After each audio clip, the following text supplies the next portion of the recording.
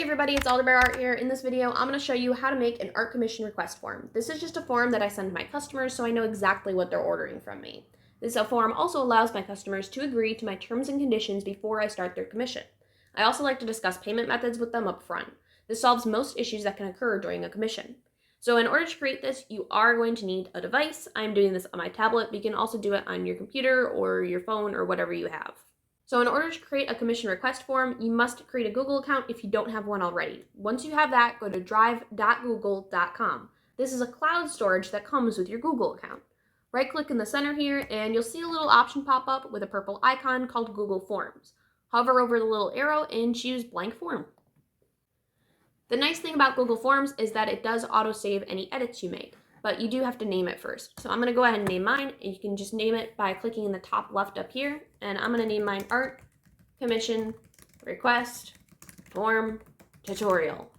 It'll say that all changes have been saved in Drive, and if you go back to your Google Drive, it'll show up here, and if you refresh, hopefully it'll show up that the name has been changed. There it goes.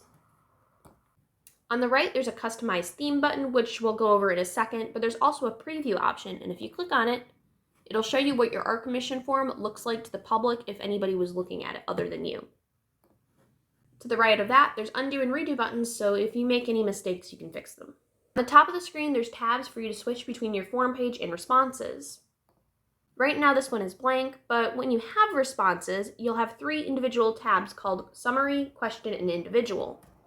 Just as an example, here's my giveaway entry form where I have 41 responses, and I can look them over by Summary, Question, and Individual. For commissions, you'll normally just want to use the Individual tab. The nice thing about Google Forms is you can turn on and off responses in case you want to close your commissions. Under the Settings tab, I only use a few options. You might want to turn on Collect Email Addresses if that's your preferred method to contact your customers. If you scroll down to Presentation, I also like to set up a confirmation message so that way I can thank my customers when they commission me.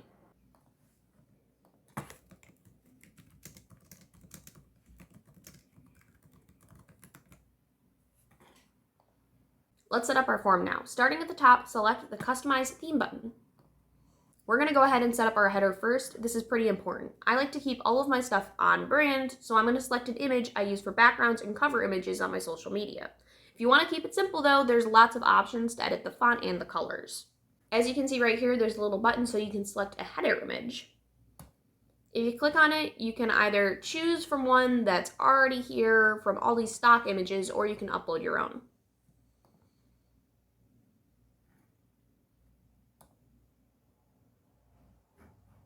Just as an example, here's what mine looks like. I added in my username and a link to my social media. I also made sure that the background matched my header. This is just an example though, so I'm going to go ahead and use one of the stock images. I want my customers to know that they're on the right form, so I inserted some text here saying, use this form to request a commission from me. And I also tagged my social media. Now I'm going to go ahead and choose a custom color for the background.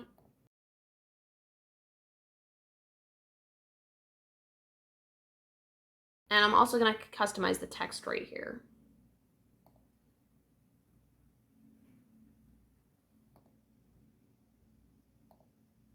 On the right sidebar is where you can insert new questions and other sections. You can use the image button if you want to show examples of your art to entice customers to buy larger sizes. However, I'm going to keep mine simple and question-based.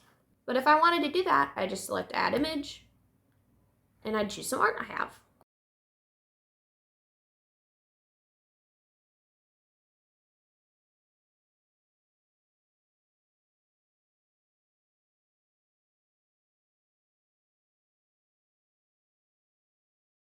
You can move sections around by dragging them if you just grab it from the top here. And now I'm going to go ahead and set up my form with questions. Here are the important things you should try to include on your form. Contact method, commission types and prices, add-ons like extra characters, reference sheets, complicated backgrounds, etc. A section for the customer to describe their character and links to references they want used. You also want to include a preferred payment method and terms and conditions. Using mine as an example here, the very first question I have listed is a place for them to input their username and the social media they want to be contacted on.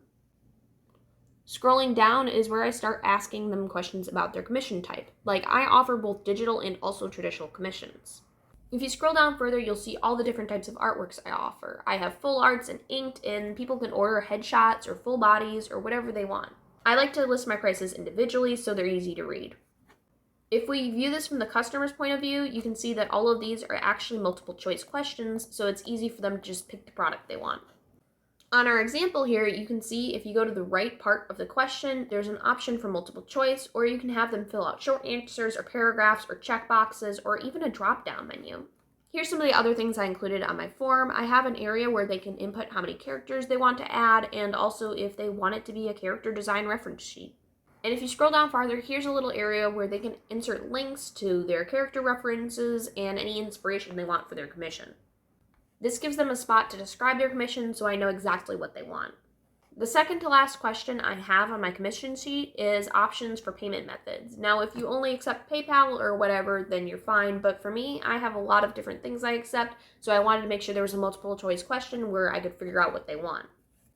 I made sure that the very last question on my commission sheet is a little area where they have to agree to my terms and conditions before they receive their commission.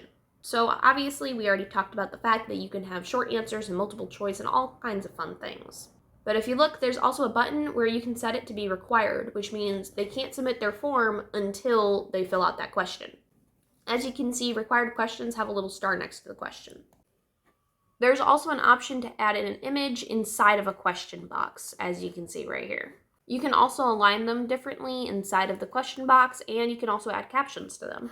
So if you guys want to use a template to work with, I went ahead and made this little example. It's an exact copy of the one that I actually use for my own commissions, but I did just like redact all of the usernames and stuff like that. So if you want to just work with a template and just change it to fit your taste, then I will leave a link to this down below, and you can just open up the little Google Drive link and you can just right click on it when you open it, and there's an option to make a copy, and then it'll just save to your drive and you can edit it however you like.